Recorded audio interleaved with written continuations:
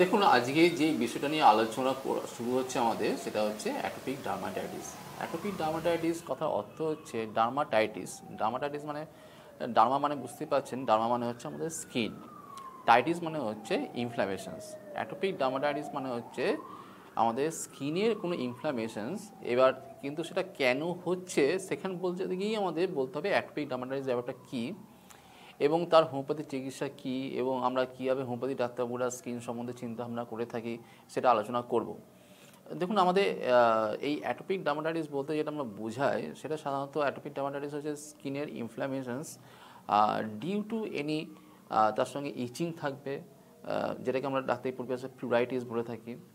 ইচিং মানে হচ্ছে চুলকুনি থাকবে আর কি, মানে পেশেন্ট চুলকোবে, এবং তার সঙ্গে একটা ডায়াথেসিস থাকে, একটা মানে একটা পেশেন্টের শুধুমাত্র যে এই অ্যাটোপিক ডার্মাটাইটিস মানে যে শুধুমাত্র চামড়ার একটা ব্যাপার এরকম নয়, কিন্তু অ্যাটোপিক ডার্মাটাইটিস মানে হচ্ছে একটা কনস্টিটিউশন, মানে পেশেন্টের অ্যাজ এ হোল একটা ডিজিজকে আমরা অ্যাটোপিক ডার্মাটাইটিস বলে থাকি। অন্য চর্মরোগগুলোকে যেমন আমরা ফাঙ্গাসগুলোকে শুধু ফাঙ্গাস বলে থাকি, কিন্তু অ্যাটোপিক ডার্মাটাইটিসে আমরা কিন্তু এটাকে একটা অন দি হোল সমস্ত রোগটার একটা সমন্বয় হিসাবে আমরা অ্যাটোপিক ডার্মাটাইটিস বলে থাকি, যার জন্য হেডেরি ফ্যাক্টর আছে, তার সঙ্গে একটা এনভায়রনমেন্ট ফ্যাক্টর আছে, তার সঙ্গে কিছু ইরিটেটিং ফ্যাক্টর আছে, এবং তার সঙ্গে পেশেন্টের সিমটমগুলো আছে। এবং এইগুলো বললেই আপনারা বুঝতে পারবেন আমি কেন রোগের নাম ধরে তার হোমিওপ্যাথি চিকিৎসার কথা বলতে যাচ্ছি। কারণ হোমিওপ্যাথি চিকিৎসা আমাদের দাঁড়িয়ে আছে সিমটমের উপরে, তবু আমাদের রোগটা ডায়াগনোস করার প্রয়োজনটা কী আছে, কেন এত মাথা ব্যথা করার প্রয়োজন আছে। একটা পেশেন্ট এলো আমার কাছে, চর্মরোগ দেখলাম,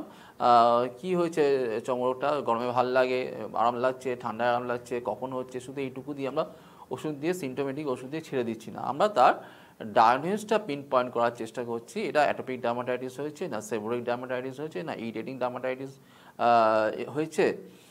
এটা তার কারণটা হচ্ছে ম্যানেজমেন্টের জন্য। আমরা যদি পেশেন্টকে ম্যানেজমেন্টটা ঠিকমতো দিতে পারি, তার সঙ্গে ওষুধ দিতে পারি, সেখানে কিওরটা অনেক তাড়াতাড়ি হবে।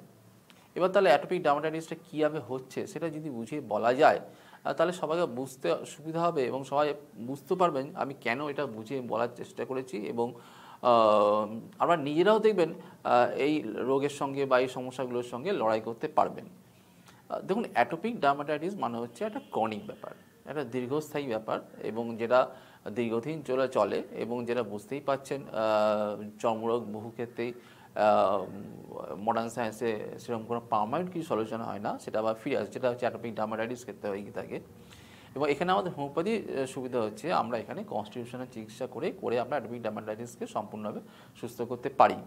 এখানে অ্যাটোপিক ডার্মাটাইটিসটা কী সেটা একটু বুঝিয়ে বলার চেষ্টা করছি। অ্যাটোপিক ডার্মাটাইটিসটা হচ্ছে একটা স্কিনের মধ্যে ইনফ্ল্যামেশন হচ্ছে। ইনফ্ল্যামেশনটা কীরকম হচ্ছে, মানে ছোটো ছোটো গুড়ি থাকছে, এবং তার সঙ্গে স্ক্র্যাচিং হচ্ছে। পেশেন্ট যখন চুলকোচ্ছে জায়গাটা, সেই জায়গাটা আস্তে আস্তে স্ক্র্যাচগুলো যখন প্রথম দিকে গুড়ি থাকছে, তারপরে আস্তে আস্তে সেই যে উপরে যে লাল লাল অংশগুলো সেগুলো ভেঙে যাচ্ছে, এবং তার পরবর্তীকালে দেখা যাচ্ছে লাইগেন্টিফিকেশন হচ্ছে।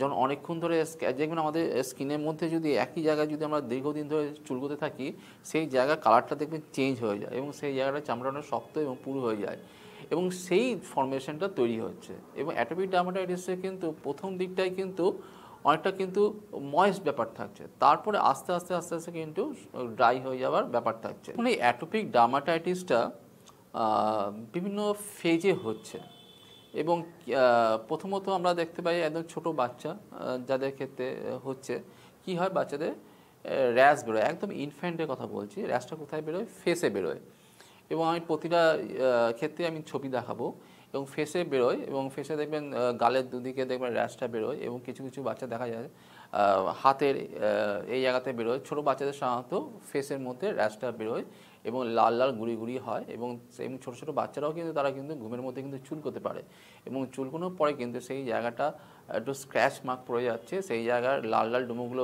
মাথাগুলো ভেঙে যাচ্ছে, ভেঙে গিয়ে একটা ক্লাস্টার ফর্মেশন হয়ে যাচ্ছে, অনেকগুলো এক জায়গায় গুড়ি মতো হচ্ছে। এটা হচ্ছে সেই সব বাচ্চাদের হচ্ছে, বলা যায় একটা বাচ্চার তাহলে এই জিনিসটা র্যাশটা হঠাৎ বেরোলো কী করে। দেখা যাবে এইসব বাচ্চা যাদের এই ধরনের র্যাশ বেরোচ্ছে, এদের একটা হেরিডিটি ফ্যাক্টর থাকে, মানে জেনেটিক ফ্যাক্টর থাকে বা বংশগত ফ্যাক্টর থাকে, এই ধরনের চর্মরোগ হবার। এই ধরনের চর্মরোগ মানে কী হয়, তার বাবা বা মা একটা জেনারেশনের মধ্যে হয় বাবার হতে পারে অথবা মায়ের হতে পারে, কিছু কিছু ডিজিজ থাকলে সেই সব বাচ্চাদের অ্যাটোপিক ডার্মাটাইটিস হতে পারে। কীরকম হতে পারে, একজন বাবার যদি বা মায়ের যদি দেখা যায় ফার্স্ট জেনারেশন দেখা যায় তাদেরকে অ্যাজমা থাকে, অ্যালার্জিক রাইনাইটিস থাকে এবং ফুড অ্যালার্জি থাকে, মানে অ্যালার্জি সংক্রান্ত ডিজিজ যেগুলো বা চর্মরোগ যদি থেকে গিয়ে থাকে, মানে অ্যাটোপিক ডার্মাটাইটিস যদি বাবার থেকে গিয়ে থাকে, বাবা মায়ের থেকে গিয়ে থাকে, সেখানে কিন্তু সেই বাচ্চারা কিন্তু অ্যাটোপিক ডার্মাটাইটিস হওয়ার অনেক বেশি প্রোন এবং তাদের দেখা যাচ্ছে ছোটোবেলা থেকে অ্যাটোপিক ডার্মাটাইটিস হচ্ছে। এবং অ্যাটোপিক ডার্মাটাইটিসটা একদম ইনফ্যান্টের থেকে গালে হতে পারে, হাতের এই জায়গাতে হতে পারে, কিছু কিছু ক্ষেত্রে গয়নের জায়গাতে হচ্ছে, কিন্তু মেন হচ্ছে গালের দুপাশে হচ্ছে। এরপরে একটু বড় বাচ্চা, যে স্কুল গোয়িং বাচ্চা যারা, তাদের ক্ষেত্রে অ্যাটোপিক ডার্মাটাইটিসটা সবথেকে বেশি হচ্ছে। কারণ একদম ছোটো বাচ্চা সে কিন্তু খুব বেশি কিন্তু কোনো ইরিটেশন পাচ্ছে না, মানে এনভায়রনমেন্ট ফ্যাক্টর সে কিন্তু পাচ্ছে না যে সেটা ফুটে ওঠার মতো। সে হেরিডিটি ফ্যাক্টর যেটা ছিল সেটা নিয়ে সে যার হলো তার অ্যাটোপিক ডার্মাটাইটিস হলো। এই পরবর্তীকালে যে বাচ্চারা যারা স্কুল গোয়িং বাচ্চা, মানে ধরে রাখুন 5 বছর 6 বছর এই যে বাচ্চারা, এরা অনেক বেশি পরিমাণে এনভায়রনমেন্ট ফ্যাক্টরগুলো পাচ্ছে। এনভায়রনমেন্ট ফ্যাক্টর কীরকম, মানে হচ্ছে মনে করুন একটা বাচ্চা যাচ্ছে স্কুলে যাচ্ছে এবং তার সে বেঞ্চে গিয়ে বসছে, তখন দেখা যাচ্ছে পায়ের হাঁটুর পিছন দিকটাতে তার রিচিং হচ্ছে, চুলকোনো হচ্ছে, র্যাশ বেরোচ্ছে। আবার দেখা যাচ্ছে হাঁপাতা শার্ট পরছে যখন, তখন দেখা যাচ্ছে হাতে এই অঞ্চলে আমরা যে ছবি দেখেছি দেখুন, হাটে অঞ্চলে দেখুন সেই র্যাশ বেরোচ্ছে এবং লাল লাল গুড়ি গুড়ি গুড়ি র্যাশ বেরোচ্ছে। এবং বাচ্চাদের মেইন সিমটম হচ্ছে বাচ্চা চুলকোচ্ছে এবং চুলকোনোর সঙ্গে সঙ্গে কিন্তু আস্তে আস্তে সেখানে কিন্তু একটা স্ক্র্যাচিংয়ের দাগ পড়ে যাচ্ছে, সেখানে লাল লাল ডুমুরগুলো ভেঙে যাচ্ছে, ভেঙে গিয়ে একটা ডিসচার্জ কিছু কিছু ক্ষেত্রে হচ্ছে, কিছু কিছু ক্ষেত্রে ডিসচার্জ হচ্ছে না। এবং এই জায়গাটা কিন্তু আমাদের ক্ষেত্রে অ্যাটোপিক ডার্মাটাইটিস কোন জায়গায় হচ্ছে এটা কিন্তু আমাদের ক্ষেত্রে ডায়াগনোস করার জন্য খুব মানে প্রয়োজন। কীরকম, মানে একজনের যদি দেখা যায় চুলের এই অঞ্চলে হচ্ছে, বগলের মধ্যে হচ্ছে, সেখানে কিন্তু আমরা তাকে কিন্তু অ্যাটোপিক ডার্মাটাইটিস বলে ডায়াগনোস করবো না। এবং অ্যাটোপিক ডার্মাটাইটিস অধিকাংশ ক্ষেত্রেই কিন্তু বাচ্চাদের ক্ষেত্রে এই অ্যান্টিকিউবিটাল ফসা, পপ্লিটিয়াল ফসা, হাঁটুর পেছনে এই জায়গাগুলোতে কিন্তু অনেক বেশি হচ্ছে। তবে এর এক্সেপশনাল রুলস আছে এবং সেটা নিয়ে আমি আলোচনা করব। এখন অ্যাটোপিক ডার্মাটাইটিসের হোমিওপ্যাথি চিকিৎসা নিয়ে আলোচনা করছি, কিন্তু তার আগে একটা ম্যানেজমেন্টে যখন প্রশ্ন উঠছে, কারণ অ্যাটোপিক ডার্মাটাইটিস মেন কারণ হচ্ছে ড্রাইনেস অফ দ্য স্কিন, মানে স্কিনটা ড্রাই হয়ে যাওয়ার পরে স্কিন থেকে ওয়াটার বেরিয়ে যাচ্ছে এবং যার জন্য এই সমস্যাটা হচ্ছে। অতএব স্কিনের মধ্যে ওয়াটার ধরে রাখতে হবে এবং সেটা ময়েশ্চারাইজ করতে হবে।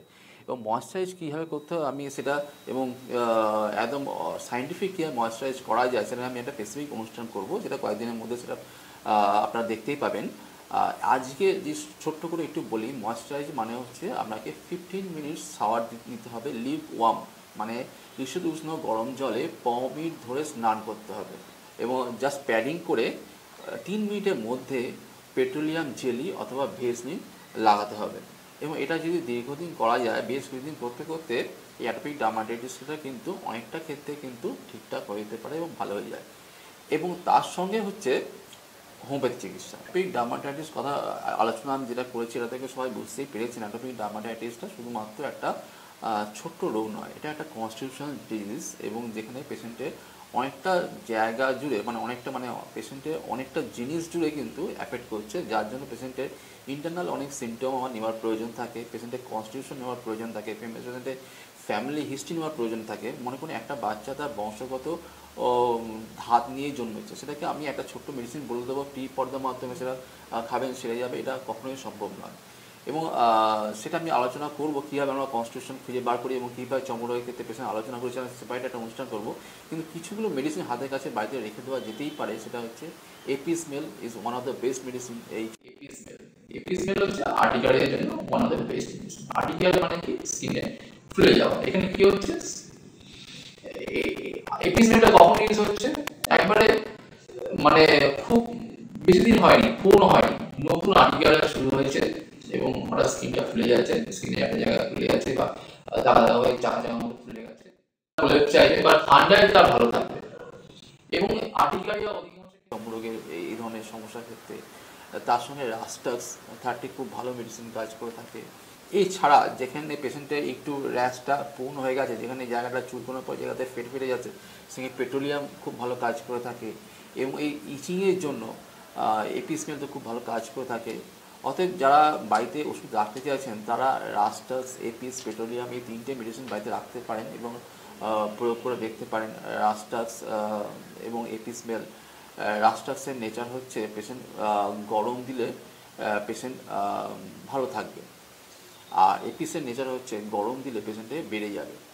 এই সিমটমের পার্থক্য অনুযায়ী কিন্তু আমরা নিজেরা বাড়িতে প্রয়োগ করতে পারেন এবং পেট্রোলিয়াম 30 পরের দিকে প্রয়োজন হতে পারে আমরা ইউজ করতে পারি। 9831275059, 9831275059, 24049438, 24049438, 197/1 রামকৃষ্ণ সরণি, কলকাতা 60, বেহালা ট্রাম ডিপো থেকে তার ফ্যাক্টরি।